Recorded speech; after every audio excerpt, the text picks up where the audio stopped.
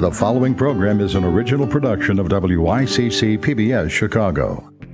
In Illinois, many of our roads, bridges, and train tracks are crumbling, but money from the government is drying up. So should you pay more for what you use?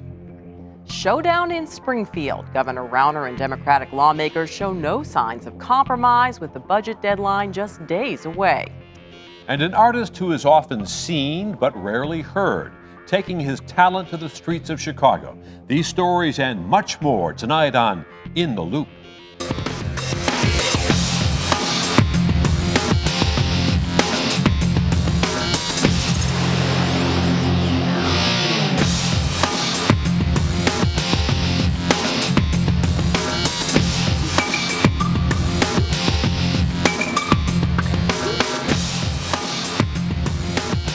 Good evening, I'm Barbara Pinto. And I'm Chris Fury. If there's one thing most of us in Illinois can agree on, it's that our roads and bridges need major repairs. Civil engineers give the state's transportation infrastructure a nearly failing grade, and experts warn it could get worse. Meanwhile, Congress is dragging its feet on a comprehensive transportation bill that would provide the money needed to fix the aging infrastructure. I mean, there's cracks in 55 a foot wide. A tire could go in there and pinch the rubber right off the rim. I think it's pretty darn dangerous. David Dodd has been in the trucking business for nearly 50 years.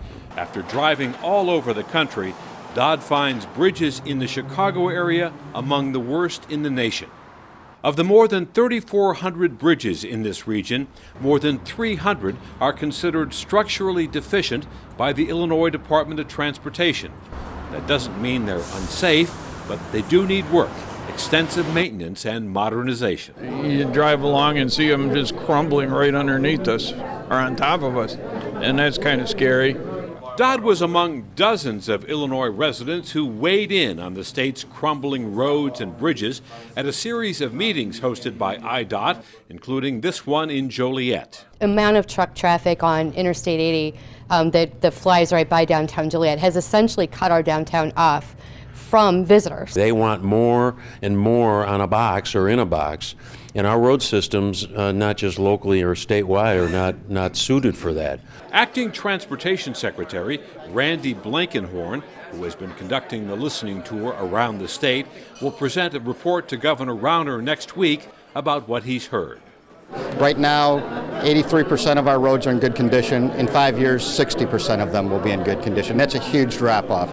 And to keep the state's roads and bridges from ruin, it's going to take a lot of time and a lot of money. We're talking in the billions of dollars over 5, 6, 10 years to get it back to a state of good repair. To help ease congestion, IDOT has been working on the Jane Byrne Interchange, a nearly $500 million project, which is part of a long-term plan to get most of the state's roadways in acceptable condition by 2040. The Chicago Metropolitan Agency for Planning, or CMAP, which oversees planning for the region, says roads, transit, and freight have not been adequately maintained. So nationwide, we have a very serious infrastructure crisis going on. Joe Sabo, a former railroad industry executive, is now senior fellow with CMAP. He points out that the American Society of Civil Engineers gives the country's infrastructure a grade of D+. Our situation is really no different here in Illinois or in Chicagoland, where our infrastructure is aging, it's crumbling. The planning agency estimates that cars and trucks are delayed more than 7,800 hours each weekday, idling at railroad crossings. Overall, infrastructure-related congestion costs $7 billion in lost fuel and productivity each year in the Chicago region. Our rail system here in Chicago is antiquated. These are designs that were put into place in many cases over 100 years ago. You can see clearly just how old the infrastructure is along 59th Street in the city's Englewood neighborhood, heavily traveled by trucks.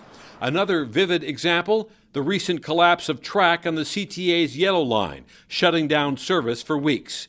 Joe Sweeterman is a professor of transportation at DePaul University.